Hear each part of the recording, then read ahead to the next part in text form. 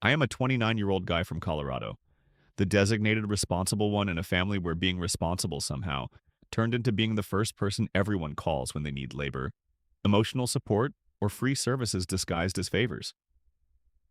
My parents always brag about how reliable I am, but the second they need taxes done, furniture lifted, or a last-minute dog sitter, I magically appear in their contacts like some kind of on-call family employee who never asked for the job. My older sister Megan slid into the golden child role the moment she had my parents' first grandchild. She could set the kitchen on fire and my mom would blame the stove. I have always been the support beam of the family structure, while Megan is the chandelier everyone wants to protect because it is pretty. Normally I roll with it, shrugging things off because dealing with everyone's guilt trips felt harder than just doing whatever they wanted. But this year, all of that caught up to me. My Aunt Carol is 41, recently divorced, and raises her two kids, Ellie and Braden, with about as much genuine involvement as someone who glances at a plant once a week and wonders why it is dying. I love those kids. Ellie is the shy, thoughtful type, and Braden is a little tornado who literally cannot walk anywhere when he can run. Carol tells everyone she is doing her best, but what she really means is that she is doing her best at passing them off to whoever is too polite to refuse. For the longest time, I was that person. She would show up with a stressed face and a quick speech about needing a reset, then suddenly the kids would be in my apartment, and she would be halfway down the stairs pretending she could not hear me calling her name.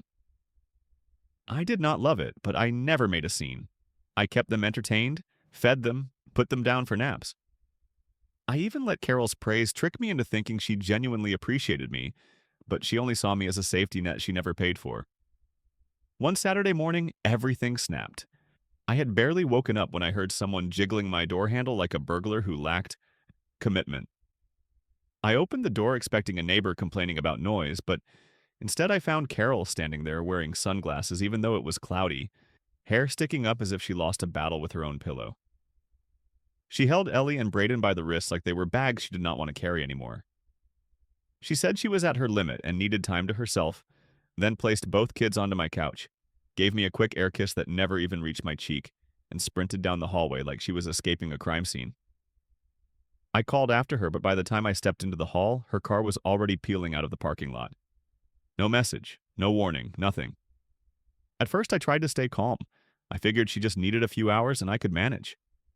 I have been thrown into last-minute babysitting before, but this time she did not come back. Not that afternoon, not that night, not even the next morning. Every call I made went straight to voicemail, and when she did answer a text, she wrote that she needed one more day. She did not ask if it was okay. She simply declared it. By the end of the second day, the kids were exhausted and confused. They kept asking where their mother was, and I kept giving them gentle answers even though I had none. I had conference calls I had to mute every 2 minutes because Braden wanted to see what I was working on, and Ellie wanted reassurance that her mom was coming back. I did my best, but I felt like someone juggling eggs while riding a skateboard through traffic. On the morning of day 3, Ellie woke up crying and Braden refused to eat breakfast. They both looked terrified, and that was when everything inside me finally broke.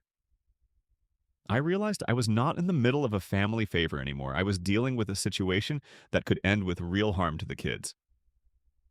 I remembered my mother's constant warning to keep outsiders out of family conflicts, but that rule did not apply to abandoned children crying on my couch. I dialed social services with shaking hands because it felt like crossing a line I was not supposed to cross, even though the real line had already been crossed by Carol. When the caseworker arrived, she listened, took notes, looked the kids over, and told me I had done the right thing. Hearing that felt like oxygen. After everything was settled and the kids were safely taken to temporary care, I turned my phone back on. It immediately buzzed nonstop with 32 missed calls, mostly from my parents, a few from Megan, and several from Carol. Apparently, Carol told everyone that I had kidnapped her children and handed them to the government out of spite. My parents rushed over, furious, and the second they stepped inside, they started yelling. My dad accused me of betraying family.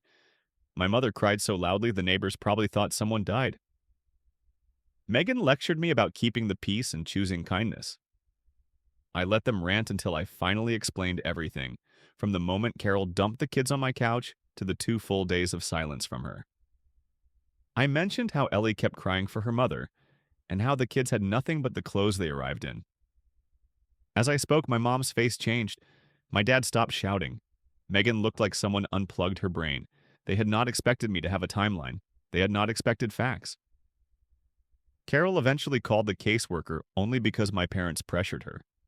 She tried to claim she left the kids with me for just a few hours and had no idea where they went. That story fell apart instantly when the caseworker pulled up the timestamps showing she had been ignoring me for days. Social services did not remove the kids permanently, but they required her to take a parenting course and attend scheduled check-ins. Carol refused to speak to me afterward, blocking me on everything except the family group chat, where she still does not acknowledge me. My parents are awkward and careful around me now, torn between pretending nothing happened and silently knowing their daughter crossed a line they can never fully ignore.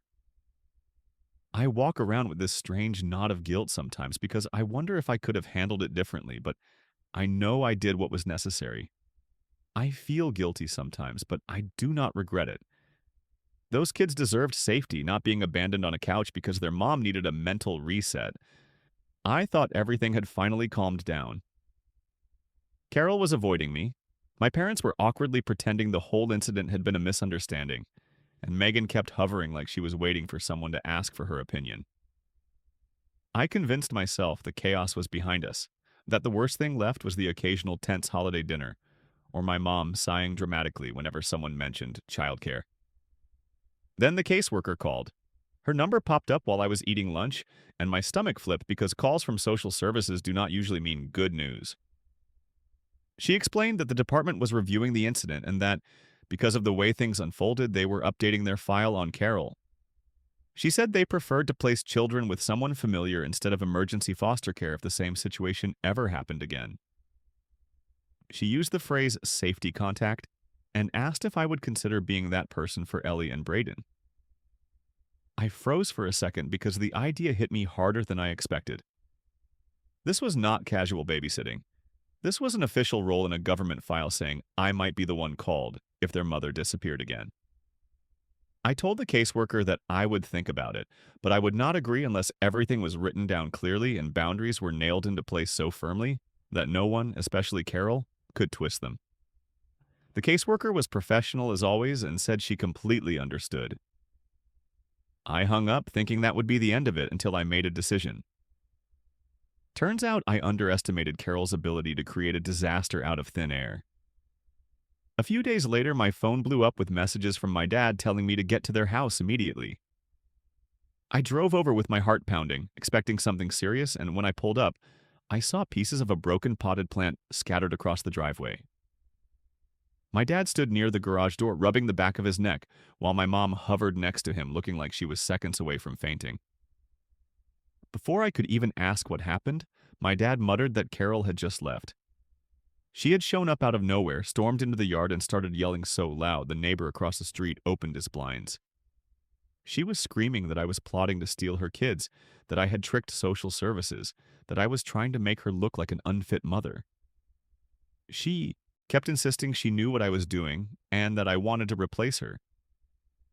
At some point, she grabbed a potted fern from beside the porch and hurled it at the garage door, shattering the ceramic pot and scattering dirt everywhere. My mom told me she tried to calm Carol down, but Carol was so worked up she could barely form sentences. She was shaking, crying, yelling, pacing, and blaming the entire world for her problems. Then she jumped into her car, tore out of the driveway, and barely avoided hitting the mailbox.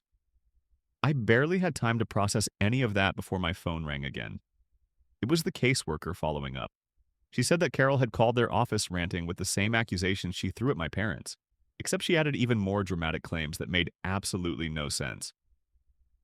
The caseworker said that Carol's behavior only raised more concerns about her stability and her ability to parent consistently. That was the first moment I realized this was bigger than my house, my couch, or even the original incident. Carol was spiraling, and the kids were caught somewhere in the middle of it. The caseworker said that given everything, having a stable safety contact was now even more important. She reminded me it did not mean custody, it did not mean replacing their mom.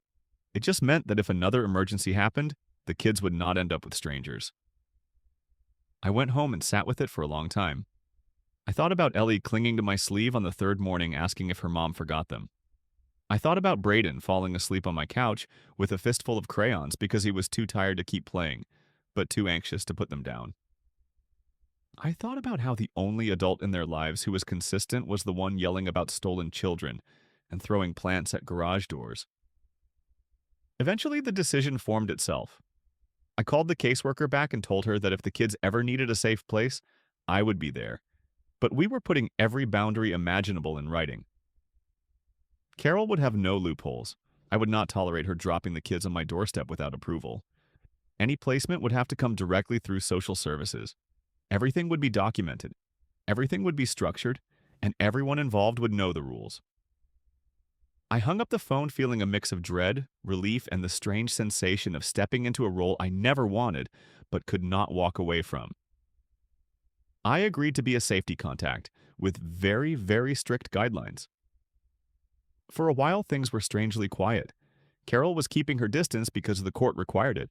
My parents were pretending everything was normal by overcompensating with cheerful phone calls, and Megan was acting like she had insider knowledge of the family drama, even though she learned everything secondhand from group chats she barely participated in.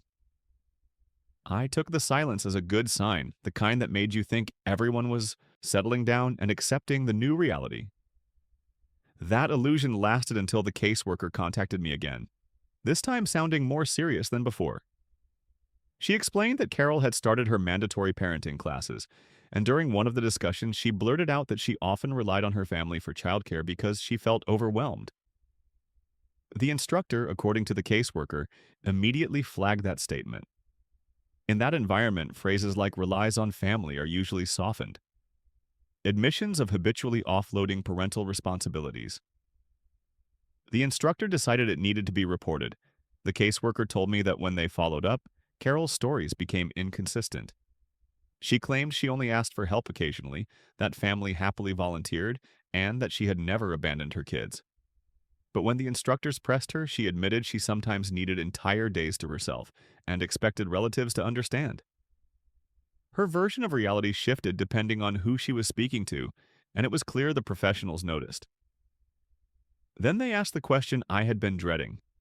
They wanted to know if I was aware of any other incidents that might be relevant. I sat at my desk staring at the wall because I knew my answer would matter. For the first time, someone with authority was asking for the truth without judgment or guilt attached. So, I told them everything. I explained that the drop-offs had not started this year. They had been happening for nearly 12 months. Sometimes Carol would warn me with a quick message saying she needed a break. Other times she would show up unannounced, shove the kids inside, and speed away as if she had something more important to do. There were weekends where she vanished for 10 or 12 hours without checking her phone, and once during the summer she left them overnight after claiming she planned to pick them up by 8. She did not return until the next morning and acted confused when I asked where she had been. I told the caseworker that I never said anything because I thought I was helping. I thought stepping in was better than letting the kids suffer. I thought handling things quietly was the responsible choice. I told her that my silence was encouraged by years of family conditioning where keeping the peace mattered more than acknowledging a problem. The caseworker was calm but firm, and she said something that stuck with me. She said that helping is one thing, but enabling is another entirely, and the system could not intervene earlier because no one had ever spoken up. That hit harder than I expected. A few days later, she called again and told me that because of the new information and because of Carol's inconsistent behavior during her classes, the court was extending her parenting plan. They wanted more time, more supervision, and more structure before deciding whether she was capable of managing everything on her own. There was no anger in the caseworker's voice. No blame. Just a recognition that the situation was far more complicated than anyone had realized. I hung up the phone and felt a mix of regret for staying silent so long and relief that someone was finally paying attention. Carol could no longer hide behind the idea that she was just overwhelmed or misunderstood. The truth had finally reached people who could do something about it. Carol's court-ordered plan was extended another 6 months. A few months passed, and for once in my family, things resembled something close to calm. The check-ins with the caseworker became routine, the kids were adjusting, and Carol kept a low enough profile that I started to think the storm had finally passed. Even my parents stopped whispering whenever I entered a room, which was their version of an apology without ever using the word. Then earlier this week, Megan texted me. She rarely messages me unless it is to send a picture of her kid or remind me that she is the eldest sibling. So when I opened my phone, I did not expect anything meaningful. Her text said that I would not believe who got a job, followed by a string of exclamation marks like she had been waiting all day to tell me. Carol. I stared at the message longer than necessary, trying to imagine Carol wearing a name tag and clocking in somewhere like an actual adult instead of outsourcing her entire life to whoever was closest. According to Megan, she started working part-time at a grocery store. It was not a prestige position, but it was stable and provided enough structure that someone would notice if she suddenly disappeared for hours at a time. Megan said she qualified for a childcare voucher through a state program, which meant the days of dumping the kids onto any family member within a 30-mile radius were over. Now, everything had to be scheduled, documented, and approved. No more surprise drop-offs. No more frantic calls asking if I was home. No more kids showing up on my couch like I was running an unlicensed daycare. I did not know how to feel about it at first. Proud? Skeptical? Relieved? All I knew was that it was progress, and progress in my family usually arrived kicking and screaming. The real shock came the next night. I was cleaning up my apartment, the TV playing something forgettable in the background, when my phone buzzed. I saw Carol's name on the screen and instinctively felt my shoulders tense. My first thought was that something had gone wrong again. My second thought was that ignoring the message would be easier. I considered letting it sit there, unread, but curiosity pulled me in. Her message was short. She wrote that she was not ready to apologize, but she was trying. I reread it 3 or 4 times. It was not emotional. It was not warm. It was not even particularly kind. But it was honest in a way Carol rarely allowed herself to be. For the first time, she was not blaming her ex-husband or stress or exhaustion or me. She was acknowledging her life without placing responsibility on everyone around her. It was the smallest possible step, but it was a step. The kids were doing better too. Ellie had started drawing again, filling pages with colorful shapes instead of asking when her mother was coming back. Brayden was calmer and sleeping through the night. My parents finally stopped acting like I had betrayed the family name. My dad actually thanked me quietly one afternoon, which for him was equivalent to giving a TED talk about accountability. The drama, the tension, the shouting, the guilt storms, all of it faded into something distant. The chaos did not disappear, but it quieted, softened, no longer sweeping through the house like a tornado. For the first time in a long while, I breathed without feeling like I had to prepare for the next eruption. As for me, I learned something I wish I had figured out years earlier. Being the responsible one was never supposed to mean sacrificing my sanity, my boundaries, or my dignity just to keep everyone else comfortable. Responsibility is not about absorbing every bad decision someone else makes. It is about knowing where your limits are and refusing to let anyone push you past them. It took parenting classes, caseworkers, crying kids, family meltdowns, and 32 missed calls for me to finally understand that. Sometimes responsibility means drawing a line and sticking to it even when 32 missed calls are blowing up your phone.